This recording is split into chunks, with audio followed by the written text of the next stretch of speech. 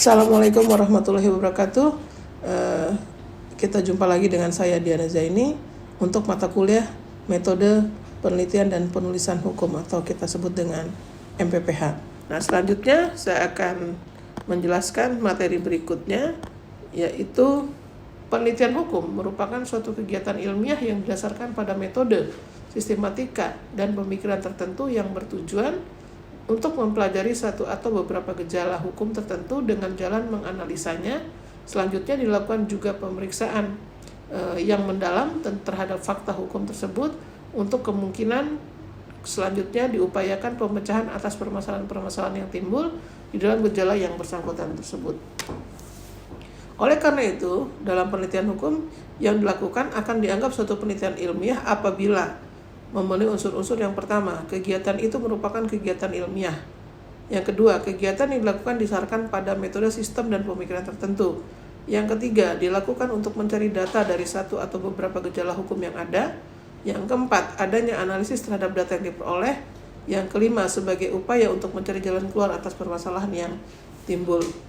Sedangkan tipologi penelitian hukum ini menentukan jenis atau macam penelitian itu sangat penting, karena akan erat kaitannya dengan antara jenis penelitian dengan sistematika dan metode serta analisis data yang harus dilakukan untuk setiap penelitian. Nah, adapun jenis penelitian hukum itu ada yang kita lihat dari sudut sifat, yaitu berbentuk penelitian eksploratoris, kemudian penelitian deskriptif, dan penelitian eksplanatoris. Kemudian dari sudut bentuk ada bentuk yaitu penelitian diagnostik, penelitian preskriptif, penelitian evaluatif. Kemudian dari sudut penerapan ada penelitian murni dan ada penelitian terapan serta fokus masalah. Keempat, dari sudut tujuan ada yang dinamakan fact finding, ada yang dinamakan problem finding, dan ada yang dinamakan problem identification. Dari sudut disiplin ilmu yang diteliti, yang pertama adalah penelitian yang monodisipliner dan yang kedua penelitian yang multidisipliner. Nah, dari bentuk penelitian hukum ini tadi, tipe penelitian ini tadi, maka yang sering dilakukan adalah penelitian yang sifatnya terapan dan yang bersifat multidisipliner. Selanjutnya ada beberapa pendapat para sarjana bahwa dari segi pemakaiannya terdapat penelitian murni atau pure research dan penelitian terapan atau applied research.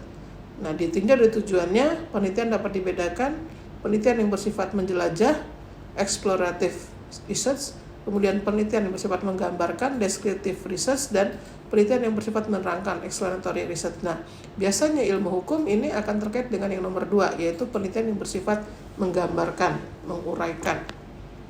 Secara khusus, menurut jenis sifat dan tujuannya, maka suatu penelitian hukum dapat dibedakan menjadi 2, yaitu yang pertama penelitian hukum yuridis normatif dan yang kedua penelitian hukum yang empiris.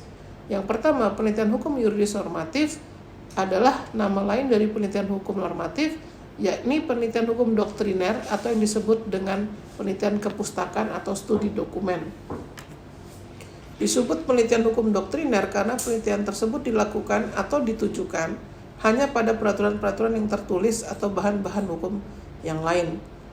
Disebut sebagai penelitian kepustakaan ataupun studi dokumen karena penelitian ini lebih banyak dilakukan terhadap data yang bersifat sekunder, atau data yang ada di kepustakaan.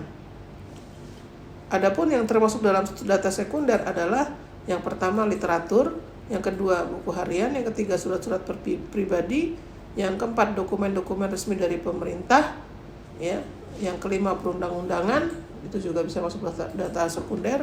Data sekunder yang bersifat pribadi yaitu surat-surat, kemudian sejarah kehidupan seseorang, biografi dan atau biografi, dan yang ketiga buku-buku harian dan lain sebagainya. Dan data sekunder yang bersifat publik atau data resmi pada instansi pemerintah, ini bersifat perundang-undangan dan peraturan-peraturan lainnya.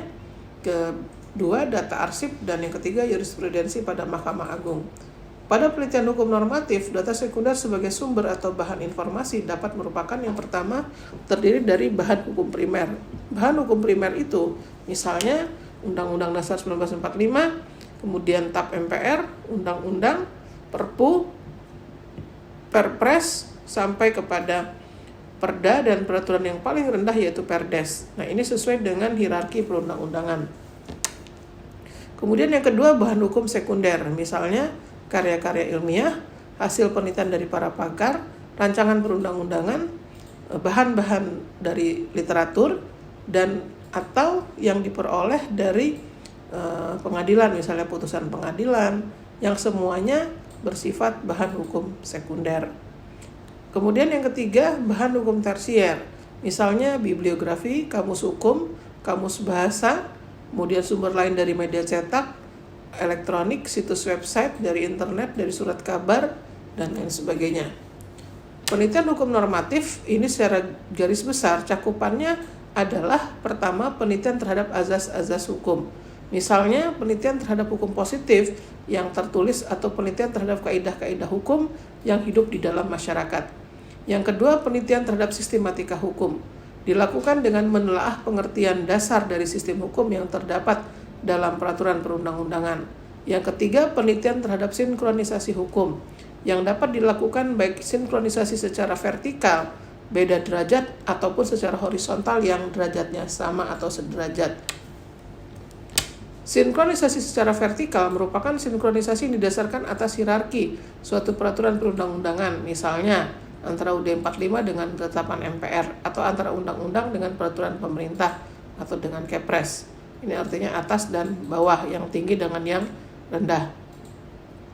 Kalau yang horizontal atau sinkronisasi horizontal, misalkan sinkronisasi terhadap aturan perundang-undangan yang mengatur tentang berbagai bidang yang mempunyai hubungan fungsional konsisten yang sama derajatnya, misalnya sinkronisasi antara Kepres dengan sesama Kepres ya, atau Perpres ya. Kalau sekarang Perpres, kalau dulu namanya Kepres. Kemudian undang-undang dengan KUH Perdata ya, atau KUH Pidana. Sedangkan yang 4, penelitian sejarah hukum. Ini merupakan penelitian yang lebih dititik beratkan pada perkembangan hukum. Biasanya dalam penelitian demikian, pada setiap analisanya yang dilakukan akan menggunakan perbandingan-perbandingan terhadap satu atau beberapa sistem hukum. Nah, ini sering dilakukan khususnya untuk penelitian yang sudah melakukan penelitian yang dalam bentuk disertasi. Ini biasanya para mahasiswa juga diwajibkan untuk melakukan penelitian sejarah hukum dan yang penelitian terhadap perbandingan hukum. Nah, perbandingan hukum ini melakukan penelitian yang menekankan dan mencari adanya perbedaan-perbedaan yang ada pada beberapa sistem hukum. Nah, ini yang perbandingan hukum ini biasanya kalau masuk S3 itu diwajibkan mencari perbedaan-perbedaan hukum yang berkembang yang sedang digunakan minimal 3 negara. Ya, minimal dengan 3 negara. Nah, itu yang terkait dengan penelitian hukum normatif. Kelima, jenis penelitian yang termasuk dalam penelitian hukum normatif tersebut lebih terperinci daripada jenis-jenis penelitian hukum yang ada dalam kepustakaan Anglo-American atau yang disebut dengan legal research. Meskipun begitu, legal research mendekati pada bentuk penelitian yang bersifat terapan atau praktis dibandingkan dengan kelima jenis penelitian hukum normatif tersebut di atas yang justru cenderung bersifat teoritis. Penelitian hukum legal research itu adalah misalnya berupa penelitian inventarisasi hukum positif, penelitian yang berupa usaha-usaha penemuan azas dan dasar falsafah atau dogma atau doktrin hukum positif. Kemudian yang ketiga, penelitian berupa usaha penemuan hukum in concreto yang sesuai untuk diterapkan guna menyelesaikan suatu perkara tertentu. Sedangkan yang kedua, kita masuk ke penelitian hukum empiris. Penelitian hukum empiris ini adalah istilah lain yang digunakan dalam penelitian hukum sosiologis atau dapat disebut juga dengan penelitian lapangan. Penelitian hukum empiris bertitik tolak dari data primer. Data primer itu adalah data dasar yang diperoleh langsung dari masyarakat sebagai sumber pertama dengan melalui penelitian lapangan. Perolehan data primer dari penelitian lapangan dapat dilakukan melalui hasil pengamatan atau observasi, hasil wawancara atau interview, dan melalui penyebaran daftar pertanyaan atau kuesioner. Penelitian hukum yang empiris atau sosiologis dapat direalisasikan kepada penelitian terhadap efektivitas hukum yang sedang berlaku ataupun penelitian terhadap identifikasi hukum. Penelitian hukum empiris yang menggunakan data primer tidak dapat dilakukan tersendiri terlepas dari penelitian hukum normatif. Jadi penelitian hukum empiris yang menggunakan data primer harus didukung dengan penelitian hukum normatif yang menggunakan data sekunder. Penelitian gabungan antara penelitian empiris dan yang ditunjang dengan penelitian normatif inilah yang seharusnya dilakukan dalam praktek. Oleh karenanya dengan penelitian yang seperti inilah maka akan diperoleh hasil yang maksimal baik dari segi praktek maupun kandungan ilmiahnya. Demikian materi mengenai penelitian hukum, pengertian dan ruang lingkup. Untuk itu saya cukupkan sampai sini dulu. Berikutnya kita akan lanjut dengan materi berikutnya. Assalamualaikum warahmatullahi wabarakatuh.